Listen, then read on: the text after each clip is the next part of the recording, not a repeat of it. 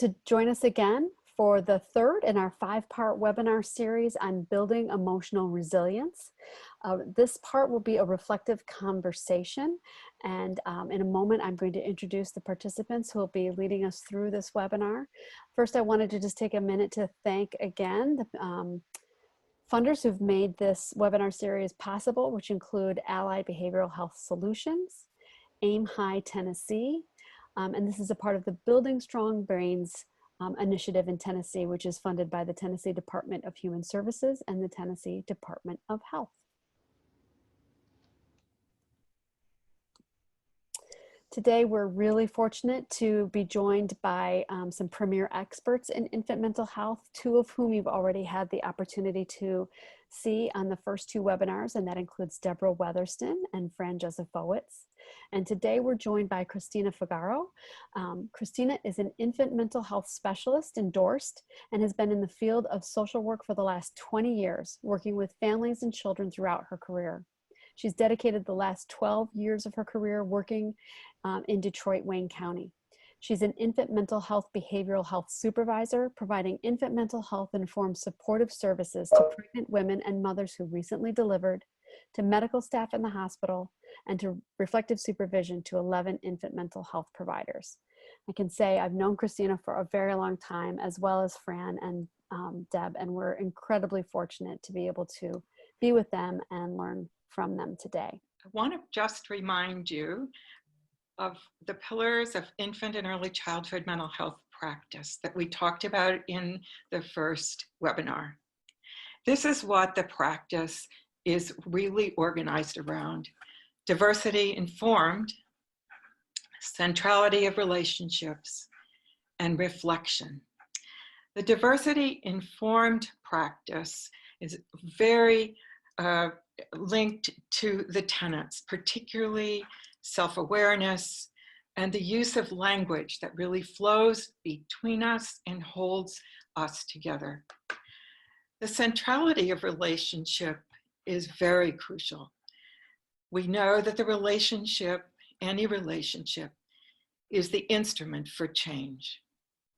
As for reflection and reflective practices, mutual trust is at the center as we share our conversations with one another. So hold those pillars in mind as we move through this particular webinar. Observe, listen, wonder, and respond. Although simple, they really allow stories to flow, connecting and inspiring us. But most optimally, they lead to trust, to the co-construction of relationships in our work with families and with each other: supervisor, supervisee, consultant, consultee. Supervisor and supervisee observe one another carefully.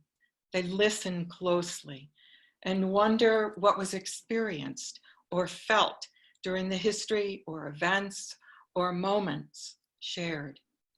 Each might consider how race or cultural identity affects the family's responses, the supervisee's responses, and the supervisor's responses as the stories are told. Each strives to be aware of the emotional responses felt as the stories unfold, and each remains curious and open in the space created to have, to hold, and to express thoughts and feelings in effort to better understand the work and also one another. So I invite you to observe and listen, to wonder and remain aware of your own emotional response to what's shared in this very brief, reflective exchange between Kristina and me. And I remember walking into the home, and it was dark, and there was a lot of things around the home, and the 4-year-old was there, and the 4-month-old, who was my client, was a baby girl, and she was also present in the room, but she was quiet. And I remember walking in and seeing Mom And Dad was also in the home, but he was kind of in the background, moving around, not really present or a part of our session. And Mom really just telling me her story. And there was so much information that she gave me in the beginning. And it was a lot. It was a lot to take in as a new clinician, as our first meeting, and really just to hold as an individual and wonder about how can I help this family with all the needs of this family. Mom had reported that that this was not a planned pregnancy, and that she didn't know if she wanted to continue to parent this baby and maybe send this baby with relatives down south and let them take care of her, because she just didn't have the emotional capacity to do so. And I remember her talking in detail about her trauma history, growing up with a father who had a substance abuse history, and her mother who was not available to her emotionally, and really just not feeling that she had a lot to give this new baby. And really her focus was on her 4-year-old, who was an extreme preemie at birth and had challenges, and she really did a lot of advocating for him. So she didn't have a lot of space for this new baby. And I remember leaving after the intake, and I'd been there for a couple of hours, and thinking to myself, how am I going to help this family? What am I going to do with them? And feeling really overwhelmed with all of the information that she had shared. And I wondered, would she let me come back next week? Yeah. The remarkable thing is that she even let you in the door that time. She did, yeah. And that was one of the things that I remembered being an immediate strength of hers, is that she let me in. Mm-hmm. And really, that first step of letting a home visitor in and allowing them to be in your world, I mean, that's the key. So do you remember what it was that you were experiencing sitting in that house that was darkened, probably for about an hour? I remember physically sitting on my hands to center myself so that I could listen and not jump into helper mode. You know, I really needed to listen to this family and try to understand what is it that she needed from me, and how to help. And really paying attention to how I was feeling, and how she appeared to be feeling to me. And just, I think that observation, you know, with the 4 little words, that observation is so important. You know, was there a point where you began to see something change between the baby and her in particular? Yeah. So we've talked about this over the years. One of the things that began to happen in our sessions was that I would hold the baby for most of our sessions together. And I had noticed that she wasn't picking up her baby. She wasn't holding her often. And at one point when I would walk in, as soon as I would walk in, she would hand the baby to me immediately and say, "Miss Chris, she's ready for you."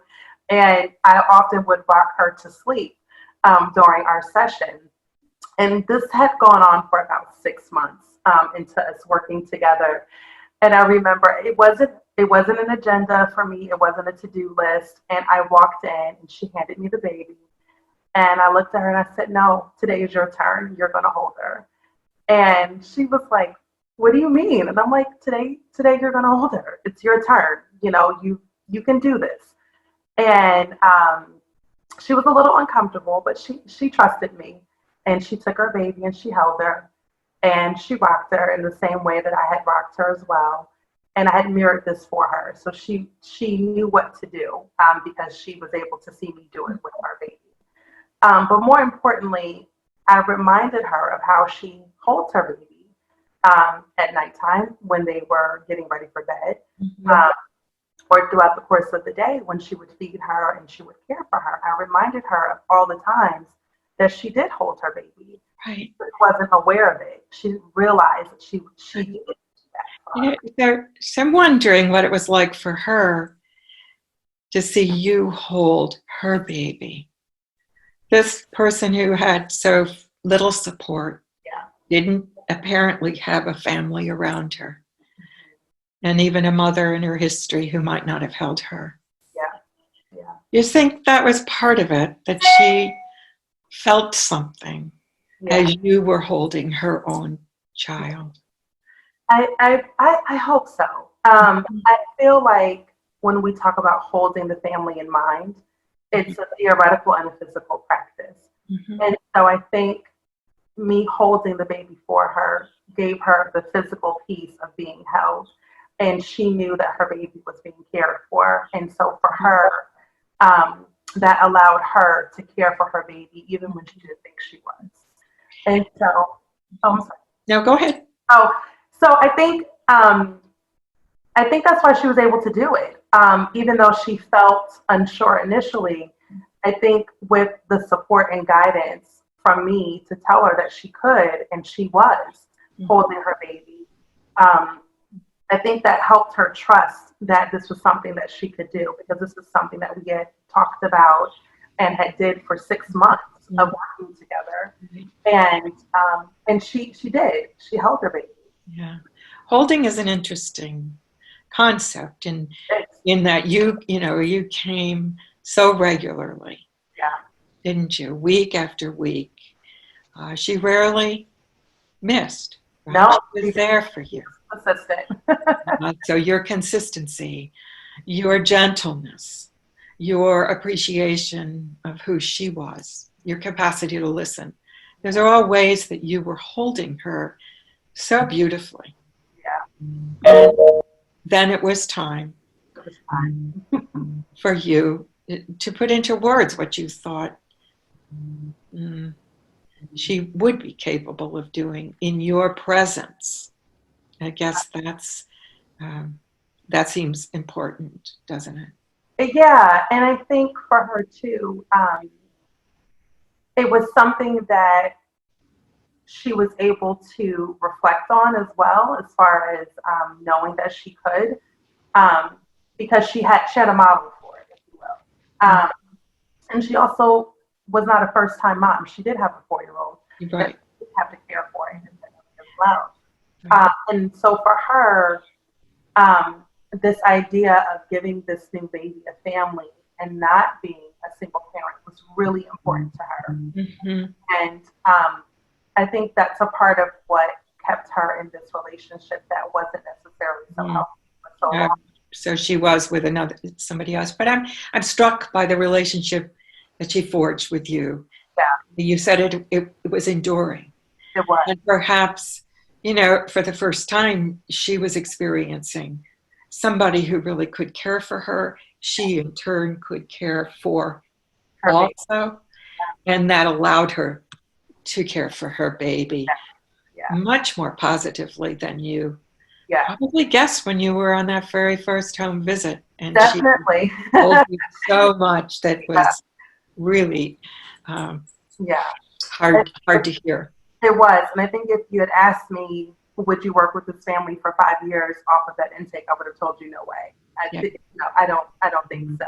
Yeah. So to have that amount of time with that family was incredible. Yeah. So what do you wonder about yourself? What allowed you to go there? You were young. You had your own baby at home. What allowed you to go and extend yourself to this mother and this little family? What in you? I don't know. That's $1 million question. I think one of the things that I do think that has always helped me with the families that I work with is that I really focus on empathy for the family. Yes, right. And I really try to understand where they are and how they are. And not going in with an agenda has always been something that has been a key for me to work with families. So I think with this mom, maybe being a new mom myself, and I'm not from Michigan, so not having my family to help me when I was a new mother resonated with me as well. And understanding what it's like to be alone with the baby and have to just, kind of figure it out. Right. That felt like a connection point Right. And do you suppose she saw you as kind of a mothering figure? I mean, did she see reflected in you maybe something she wanted to be like? I think You were, I mean, there were similarities culturally. yeah. Right? So we're both African American, and so I think some of that cultural piece of mothering was definitely a part Yeah. of it. Right. We both identified as Christians, and Yeah. so I think we also have a spiritual connection as Yeah. well that helped us align with what we wanted Right. for our children individually and what we wanted for our work together. Right.